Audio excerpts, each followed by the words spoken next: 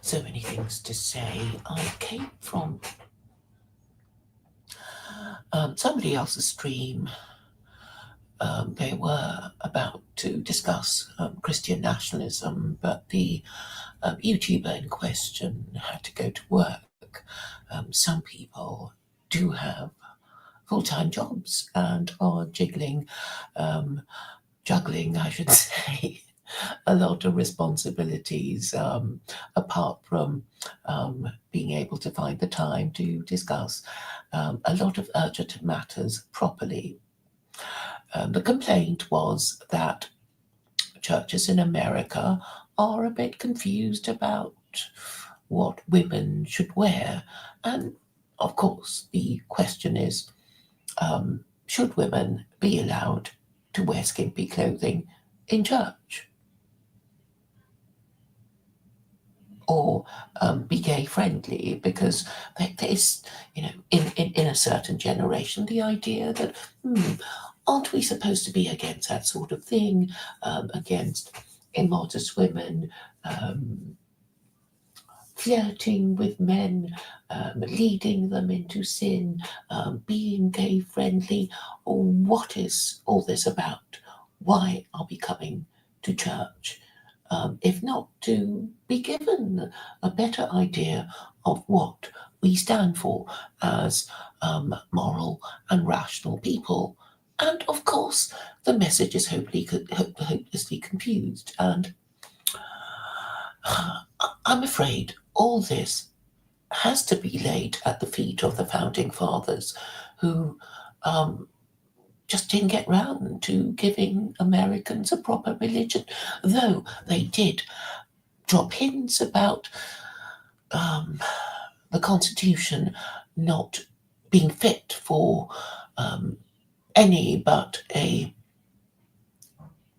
moral and religious people, about not having political parties who will divide the nation into fighting factions that will later discover, as the Europeans did, that they were fighting about nothing at all. So if you were to confront a European school child about the wars of the Reformation and why they were so terrible, so bloody, even worse than World War I and World War II in terms of the atrocities committed by white Christian people against other white Christian people, they wouldn't know a thing. They wouldn't care about whether the Pope is on good terms with their monarch. They wouldn't care about their monarch. They don't understand. Where does one even begin to understand, except to go back to the last 250 years of Western history and really understand the politics of religion, and then I will be faced with arguing with people saying who genuinely believe that they can separate religion from politics. Of course they can't. Even choosing a religion is a political decision. Even saying you won't discuss politics is a political and religious decision. If you say you're going to ban all religion, that is again a political decision. There is no escape from engaging in political discussion as a group. We will always disagree about what it is right to believe, what it is right to say, and what it is right to do. And what I noticed yesterday was Mark Parker disabling comments from his stream about, what was it, discipleship and this little corner church.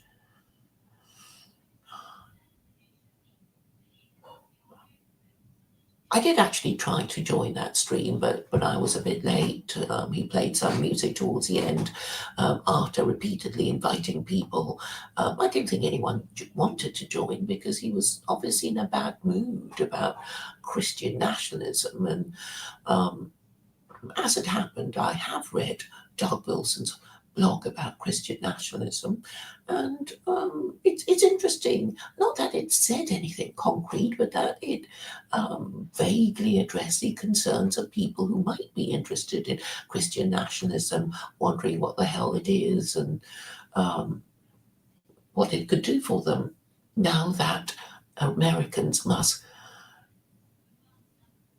have become increasingly dismayed at the reality of their situation, which is that World War III is going to be started with or without them, whether they support their president or not. And many MAGA Americans have been hoping that the neocon wars would end, but it seems President Trump has a few neocon wars of his own to wage and promote. And this is obviously a problem when his campaign promise was to end the neocon wars.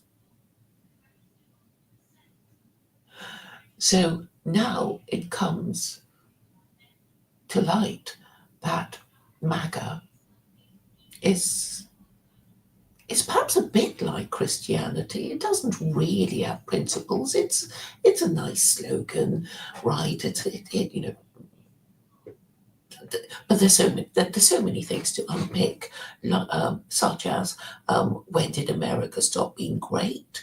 What does it mean to make America great? Is it more American imperial wars? Does it mean starting World War III and winning it? But doesn't it mean that it is bad for business? And all these issues arise, and you have all these YouTubers who have this urge to nanny their viewers, subscribers, and guests, and not really let them speak about anything in case it upsets anyone, because TLC, this little corner of the internet, is about, well, nice, white, American middle class people being in a safe space, talking about polite and uncontroversial things that comfortable white middle class people will not be talking about, such as supporting Trump, Nick Fuentes, US foreign policy in the Middle East, whether America should have a religion.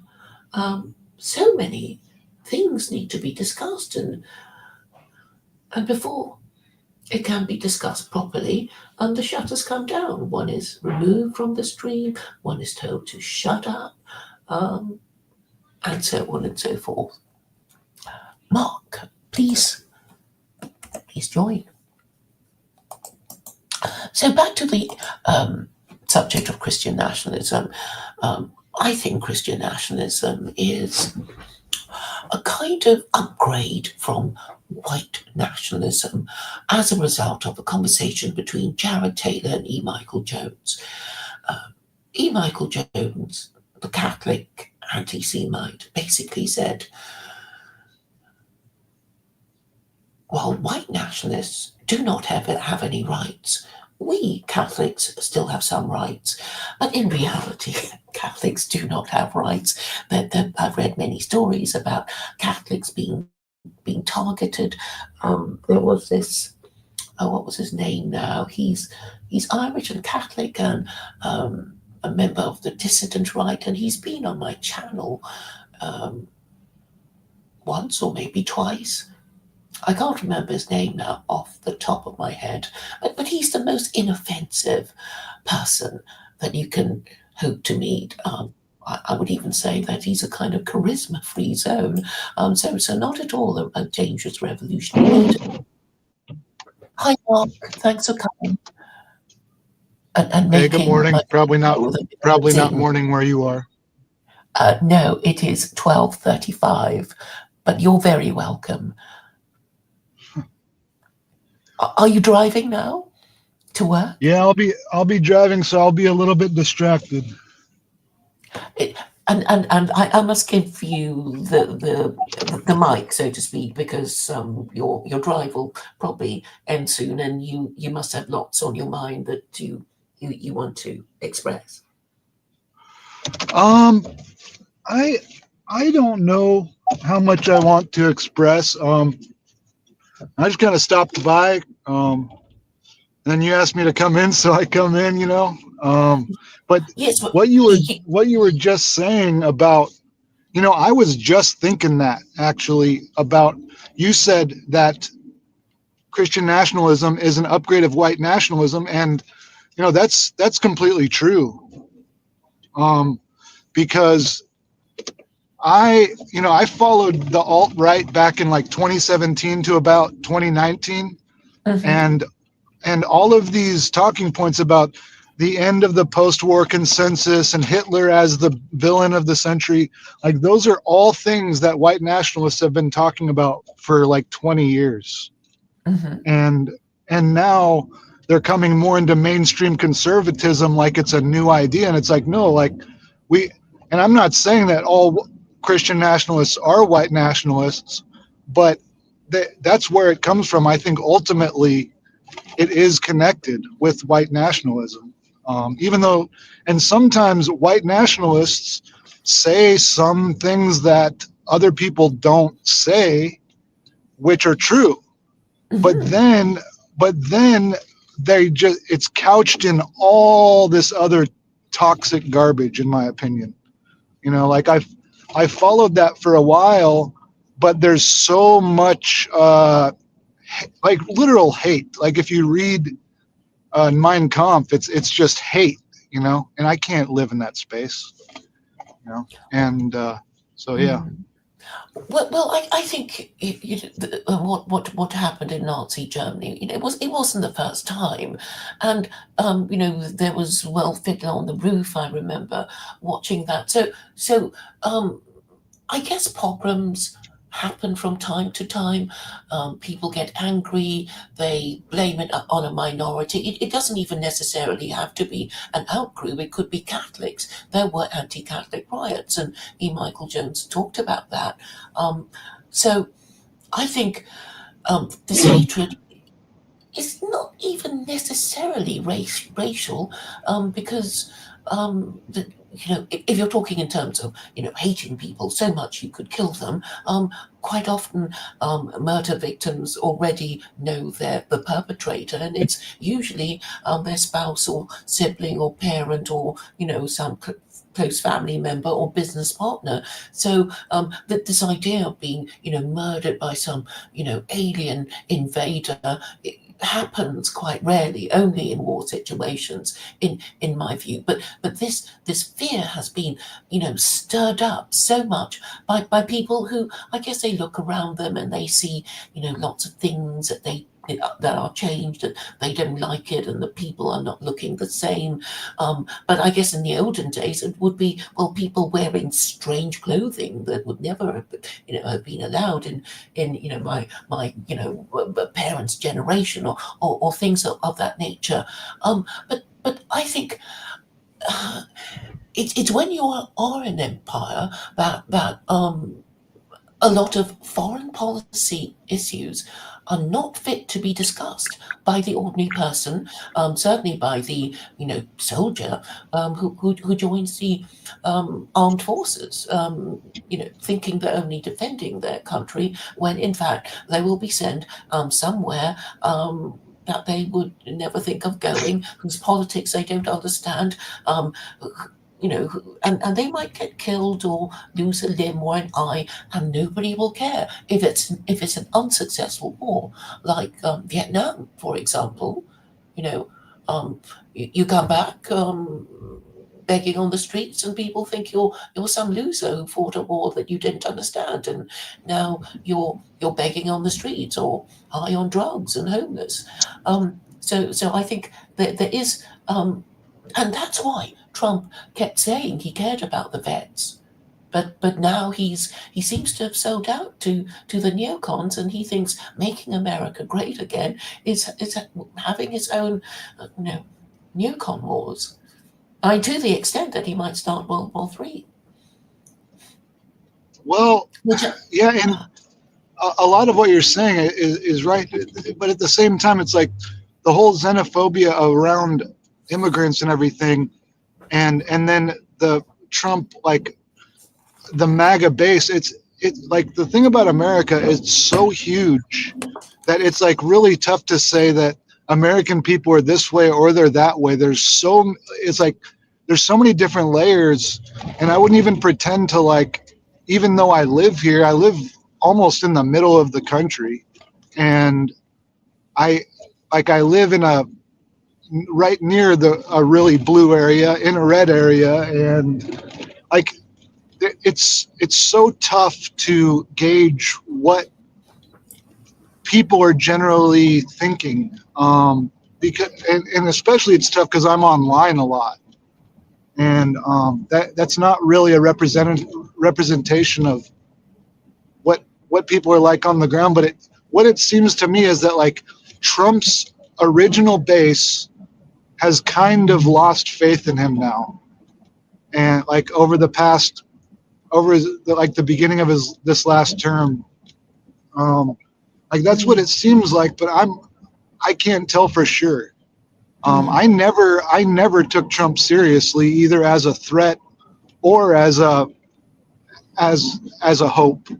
I always thought he was just a clown, and I feel like I was right. You know, he's just another he's just another George W. Bush that talks trash sometimes.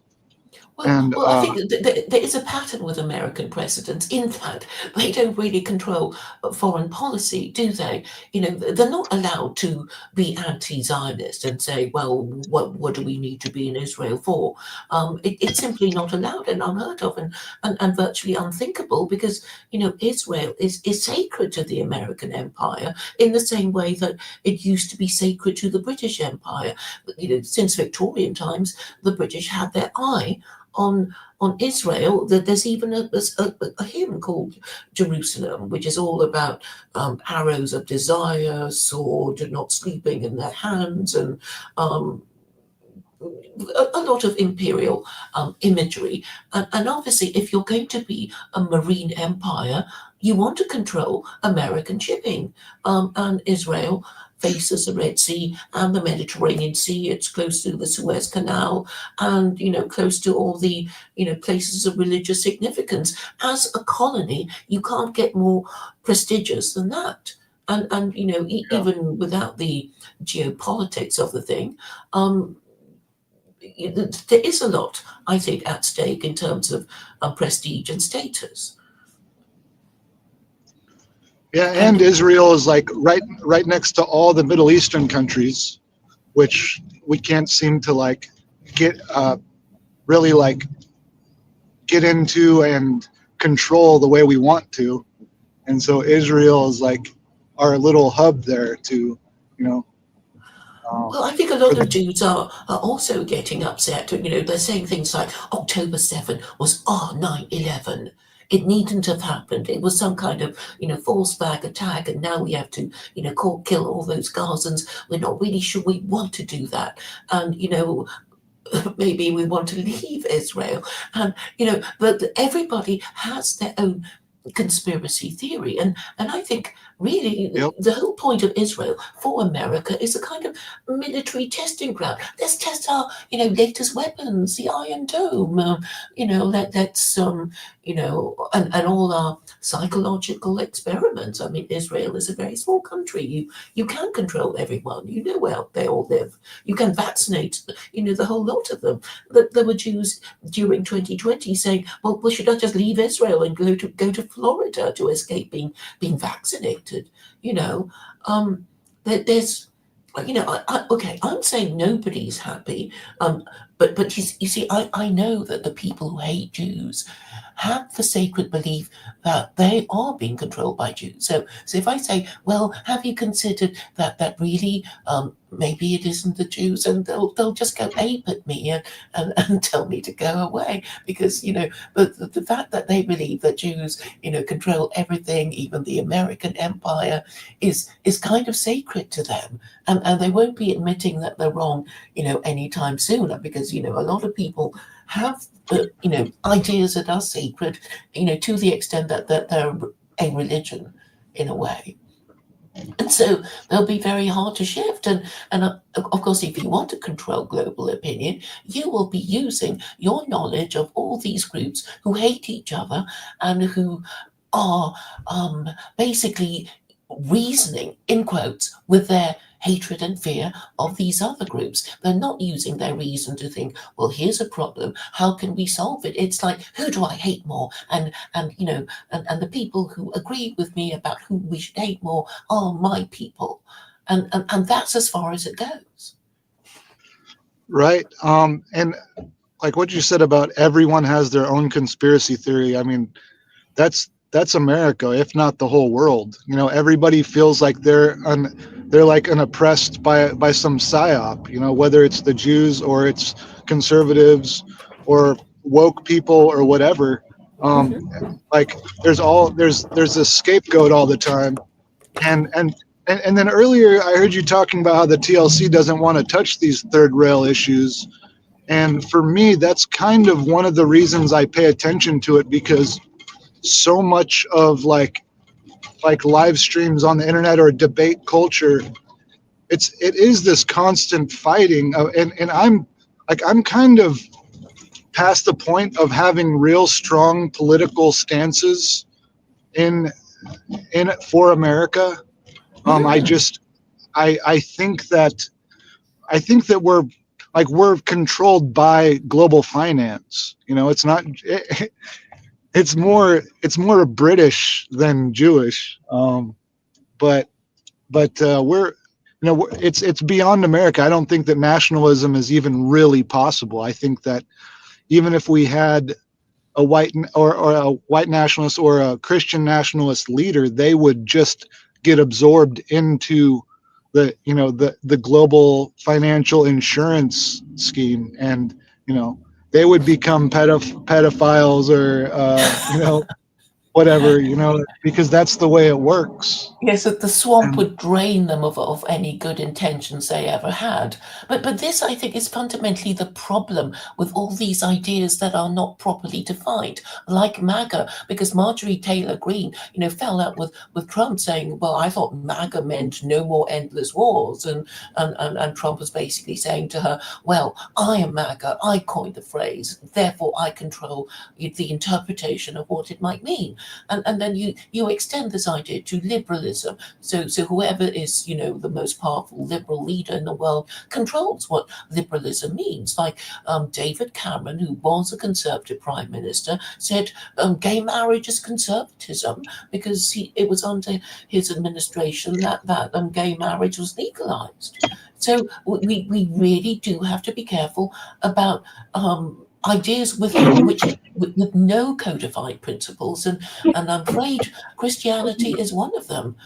Because if you ask a Christian, what are Christian principles, they might say Ten Commandments, but then the Jews would say, well, hey, they're ours. You stole them from us, and then you had your own weird interpretation. Oh, but we the first commandment you break because you worship a man.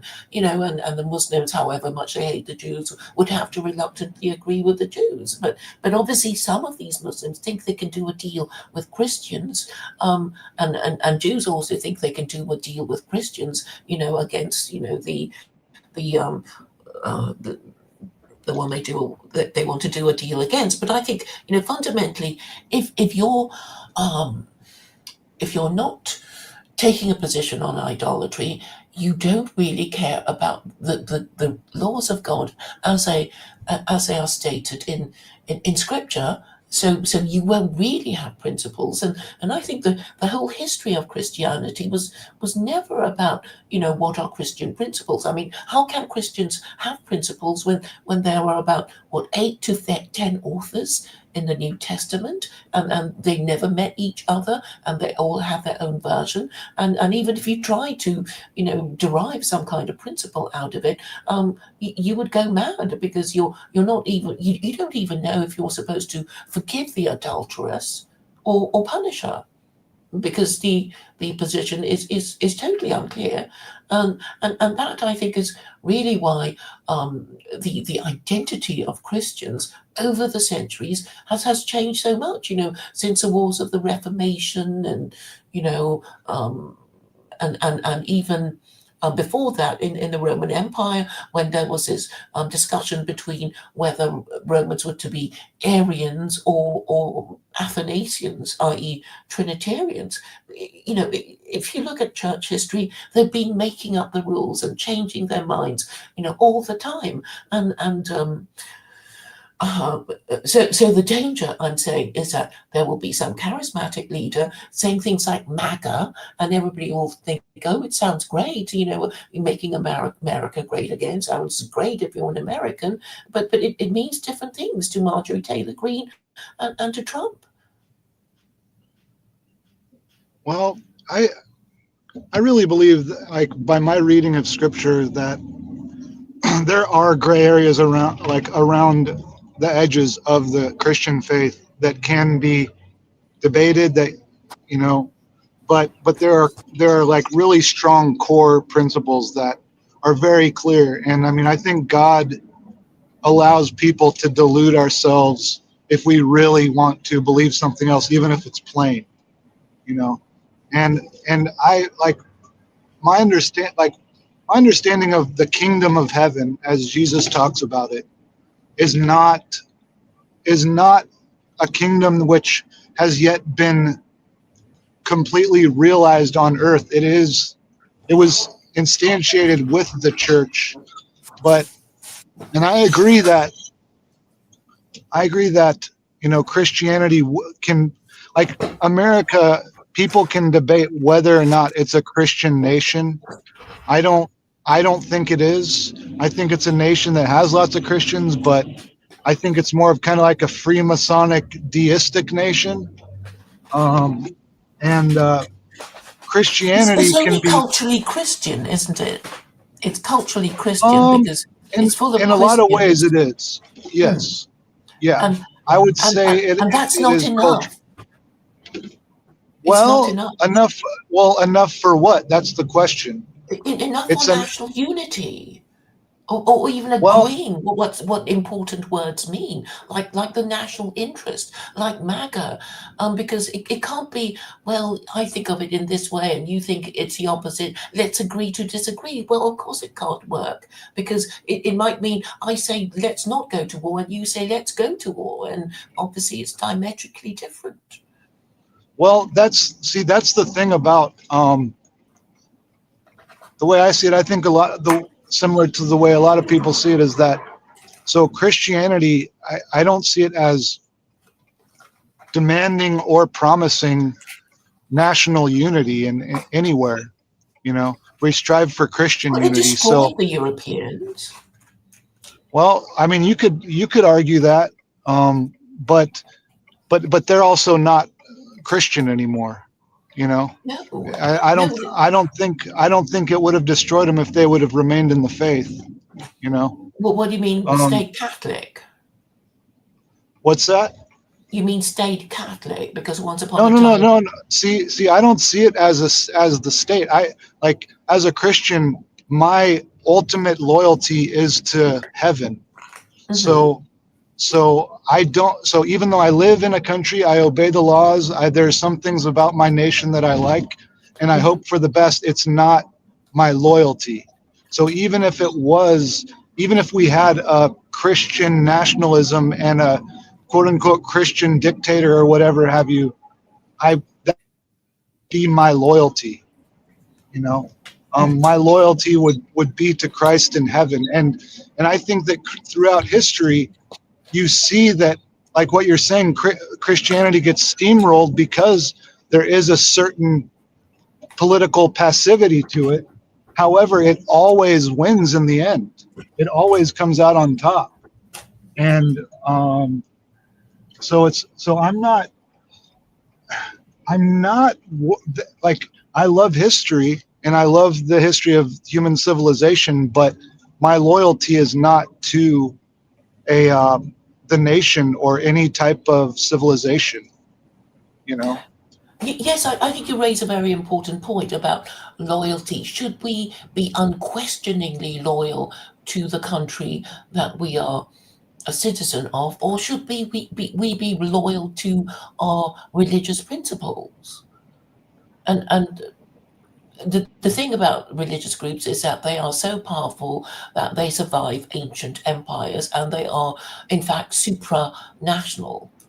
That you get Christians in more than one country, and and I guess that's a way of making things easy for us, because we can just say, well, which religions are the most powerful, and currently it's still Christianity with um, well, America identifying itself as Christian and operating Christian Zionism, and I mean, Israel is run on the principles of Christian Zionism, and Christianity is kind of like liberalism. It has, it tries to be all things to all men, and people want to believe in this idea that Christianity means well, but it could be the reason why nobody can defend a principle, because there are none to defend. If you don't know what your principles are,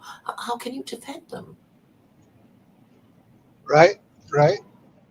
Yeah, I, I feel like there's just a few things that I would defend to the death, just a couple things, and then like as you go out from there, it gets more and more vague, and less things I just let go. But there are a couple things, and I'm not sure if dying for my country would be one of them for me, you Hmm. know. Um, But as an American who is Christian, which would you keep? I mean, would you want there to be a Christian amendment to make America officially a Christian republic, which would mean the abolition of the First Amendment? Or do you want to keep the First Amendment? I think this must be, the most the crucial question to ask any Christian nationalist. I know Doug Wilson says the First Amendment is safe with me. We have no plans to do anything mean to atheists or Muslims or Jews right now. He says right now. So I thought that was interesting. I'm, you know, I wasn't around when they penned the First Amendment. I mostly am supportive of it, but when if some poet, like just the way that it's been like in the past 30 years in America, like if some politician comes in and says, I'm going to do this, I'm going to change that.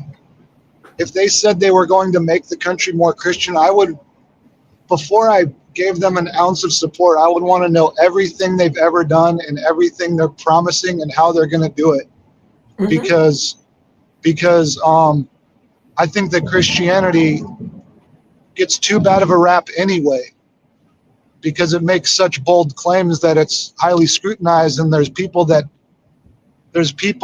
really abuse the faith and abuse Jesus's name, and I do not want to be part of that. Somebody else using the Lord's name in vain, so to speak. And Hmm. so Christian, I don't really believe in movements. Like if, the MAGA movement turned out to be fake.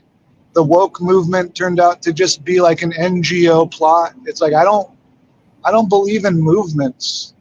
Um, I still just believe in the movement that happened 2,000 years ago, and I think it's still going, even though it's always in flux by its outward appearance. And I'm I'm not hating on Christian nationalists, but also anybody that comes to me with some type of like scheme or movement, I'm good on that. I don't believe in it.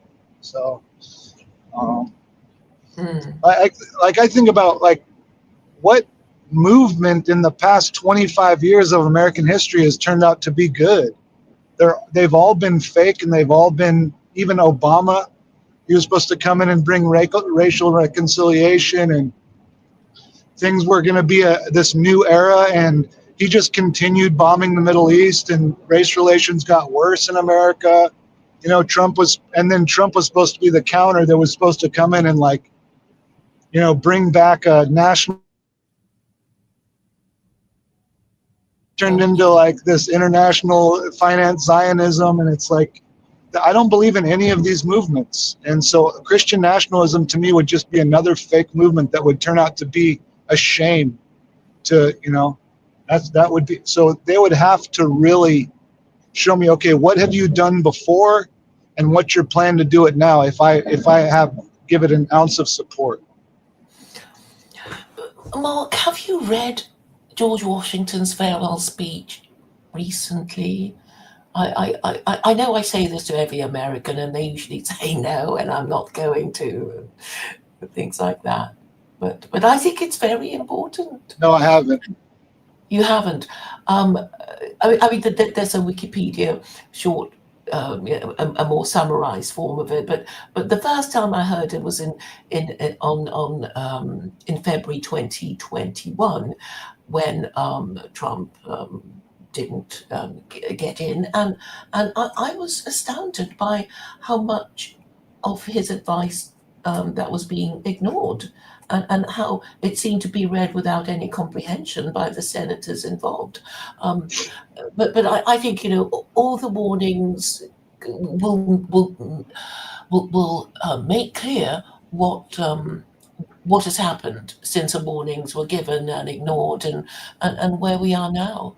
Um, I mean, it's just I haven't been successful at all in getting Americans to read it and maybe consider what went wrong. But I think if more Americans would read it and come to a decision about how much of it has been ignored, the situation will become very clear. And you won't be getting it from me, who's not even American. You would get it from a Yeah. founding father. But it's been very dismaying, when I hear Americans say, "Oh well, who cares?" No, they're dead now, and we time marches on, and that sort of Well, thing. I'll check it out. I'll read it.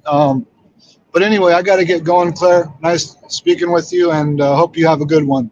Thank you. Thank you for coming, and I hope we speak again. Have a good day, Mark. You too. Thank you.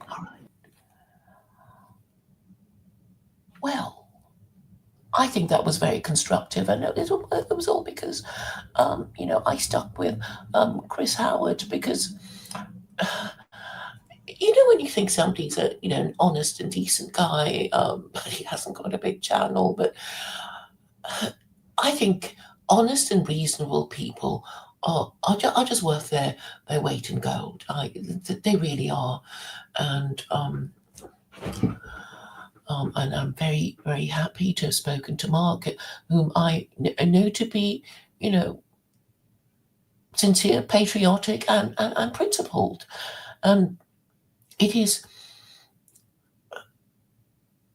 I think, these people who are ultimately more influential than social media influencers, because obviously these days you have to be the right age, you have to look good, you have a certain manner, and you will get your channel boosted. And if you arrive on a subject that is controversial, which nobody wants to talk about, you can become very successful, like Nick Fuentes, if you stick to your guns, and he certainly did. Nobody's, taking any credit from him by saying that if you're some kind of single issue person, and you stick to it, and nobody wants to touch your single issue with a barge pole, eventually you will become successful, just because you're the only fish in that particular pond.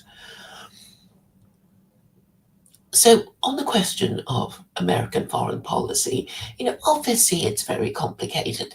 And if you have an American, if you have a global empire, then you really don't have the time, unless you're some geopolitics expert, and you might only consider becoming a geopolitics expert if you're a lawyer or a historian, and most people find these subjects deathly boring, and so they are happy to accept the government, the official government version of who they ought to hate, and who started whatever war that was supposed to be taking sides about. So I remain optimistic, even as I understand that we are hurtling towards war.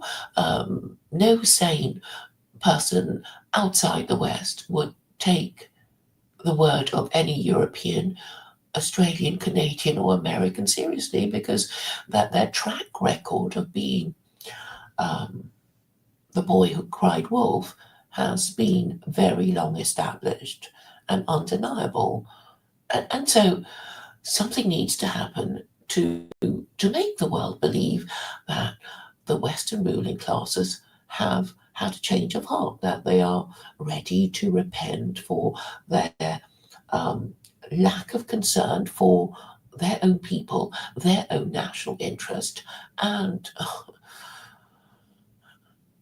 and the fact that they have no principles to defend. And this is how they want it. I know there have been people who are churning up this idea that there could be something in the idea of moralistic therapeutic deism, and what is it but just well-behaved atheism, just the fond hope that everything will end well. You don't have to care too much about the principles you're supposed to defend. You don't have to even really understand the nature of the bargain between God and man as stated in scripture. You just have to trust in your white middle class, affluent, married parents who will probably give you everything you want if you make enough of a fuss over it. So I think the entire furniture of the minds of so many Westerners need, well, it needs to be refurbished and new furniture installed and the whole thing renovated. Whether that is going to happen is another thing, but I think my job is actually ridiculously easy. I just repeat what I've been saying for years now and invite people who don't agree to argue with me and say, oh, your diagnosis of the problem is incorrect. Your solution cannot work either in theory or in practice. I would like them to come and argue with me about it because I am convinced that I'm right, which is not to say that I will win, but I think if more people thought like me and weren't afraid to say what they meant and were allowed to say what they mean, then the tide could easily be changed because it's so easy to argue in favor of truth and logic and win arguments, but only if you're not afraid to make the arguments in the first place.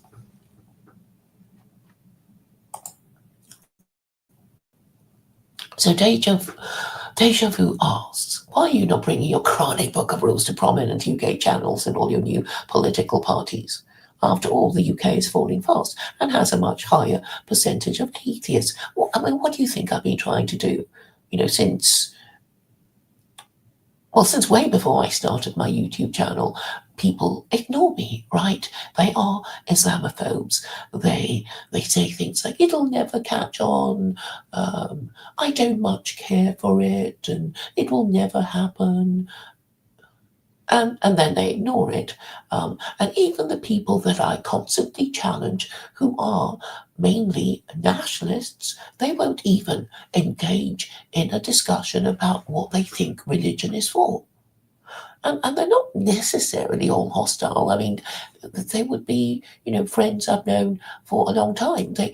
It's just that their minds are not really capable of engaging with the enormity of the error that is being committed in their names. So they ignore or deny the problem.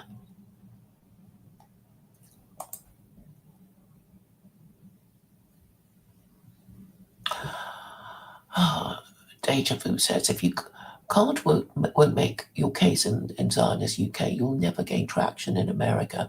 Well, I do make the point that um, European countries are basically US vassal states whose leaders are in the pocket of the military industrial complex that spies on us and um, sells us mobile phones and knows our IP address, and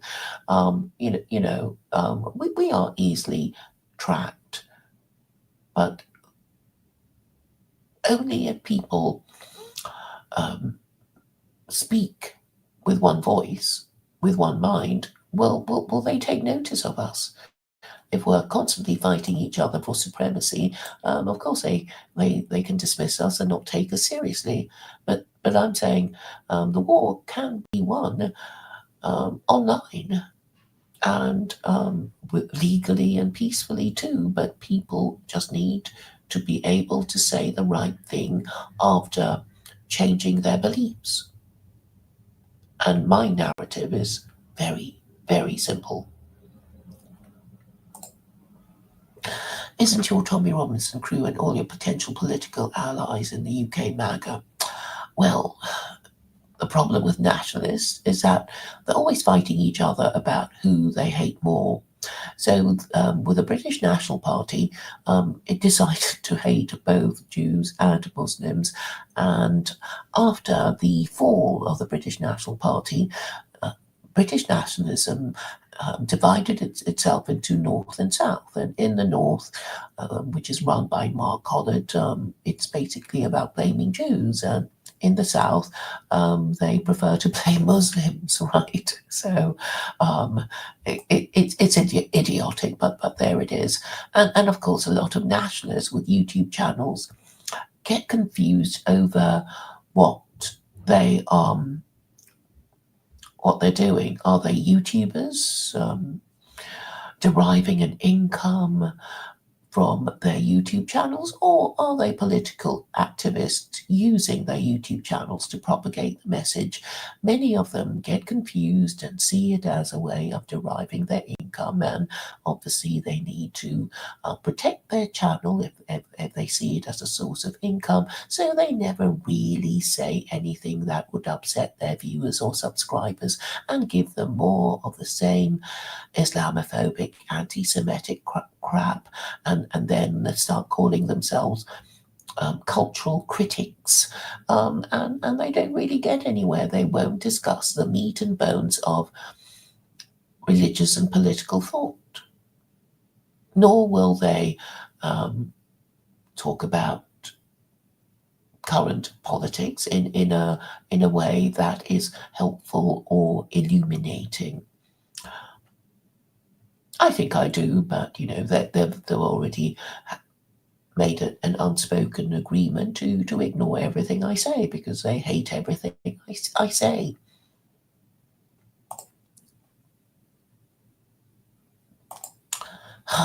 You don't think I've been doing that? Confront UK nationalists. They already know what I stand for and they've already blocked me. So, what is the point of talking to silly Europeans whose leaders take orders directly from the neocons in the US State Department? Why not just go straight to the country where all these problems are coming from, America? And I like to think there are still enough decent Americans who don't want World War III to break out in their name, who might even allow their YouTube channels to be used to discuss these subjects. And I'm saying, look how clever the deep state have been in using words to stop you from talking about US foreign policy in the Middle East. They call you Nazis, they call you anti-Semites. And because you're middle class, you don't want to be called these names, so you try to argue little points and say, I'm not I don't approve of Israeli foreign policy. I don't quite see why America has to support everything Israel does. But the thing is, Israel, being an American colony, is doing what after all America wants anyway. and what the military industrial complex wants. So, what about the bigger channels than me who discuss geopolitics?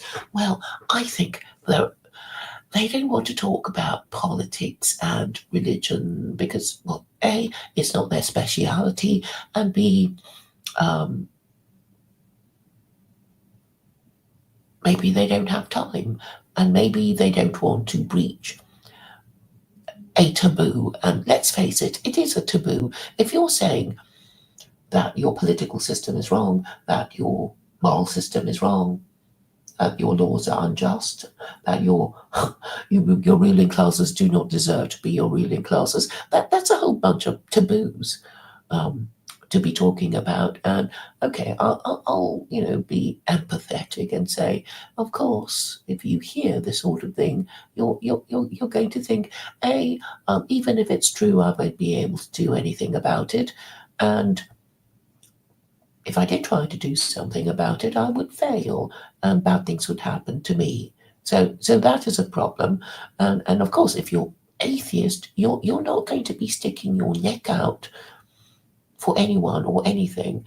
You would just keep your head down and hope that there is enough of Western civilization left in the West to keep things going reasonably comfortably before you go to your grave.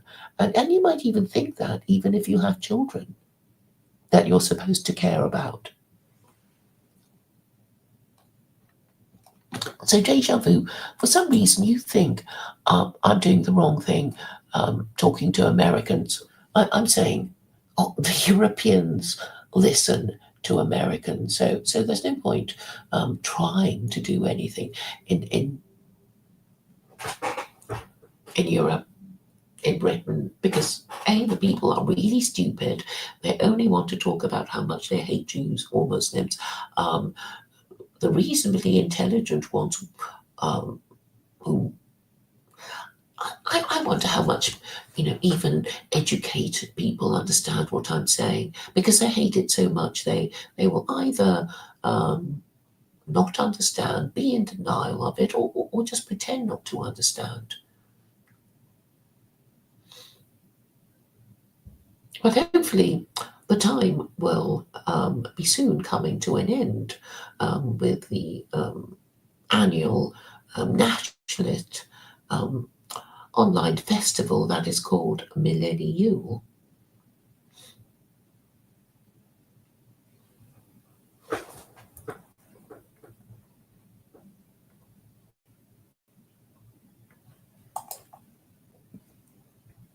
Impositions on Christianity. Um, whatever do you mean? I'm not imposing anything on Christians. I'm only asking them if worshipping a man is not idolatry, and if it is, shouldn't they fear for the repose of their immortal souls? And if they do not, they should at least compare the differences between Christians and Muslims and the Sharia that Christians hate and fear. What's wrong with the rule of law? What's wrong with the rule of God's law? And if you're not able to even read the Quran and identify the commandments of Allah to say why you hate them, then I fear you are an Islamophobe, and as such, your opinions can be easily and safely dismissed. If you really cared enough, you would read the Quran, you would know it well enough to argue with Muslims about it, and you would be able to have this discussion about what Quranic principles of governance are and whether they are or are not in the national interest. I'm saying they obviously are in the national interest because they would not impose, unless you call all laws an imposition, just laws are necessary. They Sharia regulates gender relations, labor relations, consumer relations, and international relations. So if you trust your ruling classes to have a higher probability of getting it right and not embroiling your country in war and taxes, you should be able to understand what I'm saying and maybe even go so far as to read the Quran, or if not, order my book called Secular Quranism, available on Amazon. And it's a very short book. You should be able to read it fairly quickly and discuss it with others and maybe even gift it as a Christmas present to anyone you think might be able to engage on the subject.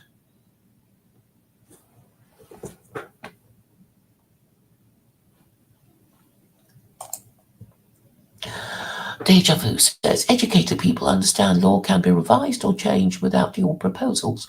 Well, of course it can be changed. What people are complaining about is how they should be changed. And since very few people trust each other, certainly the average voter does not trust their government. But what about the ruling classes? Do they trust each other? I don't think so. They don't trust each other, and therefore they need a higher authority. And now we have Trump as the world's most powerful man, and nobody trusts him. And he makes a joke about tricking people and lying to people and enticing them to negotiate peace and then killing them. I'm afraid the behavior of Trump will extend to all Americans, Europeans, Australasians, and it won't be good. It will be very bad for business unless there is some collective demonstration of repentance and a change of tune from global media, such as an interview with me to explain my ideas, or failing the BBC or the CNN and people like that, YouTubers with big channels prepared to engage with me on my proposals.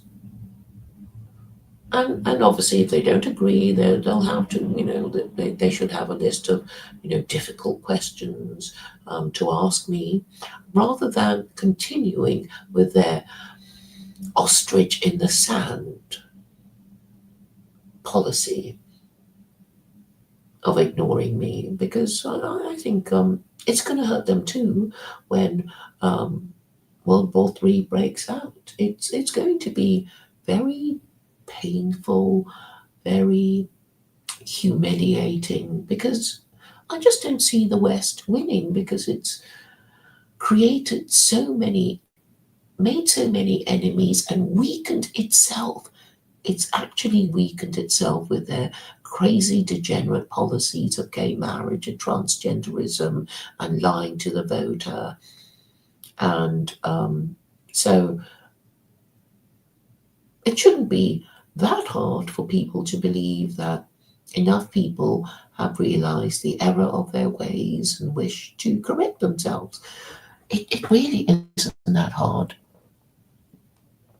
So this ends my stream. I hope I've been reasonably coherent.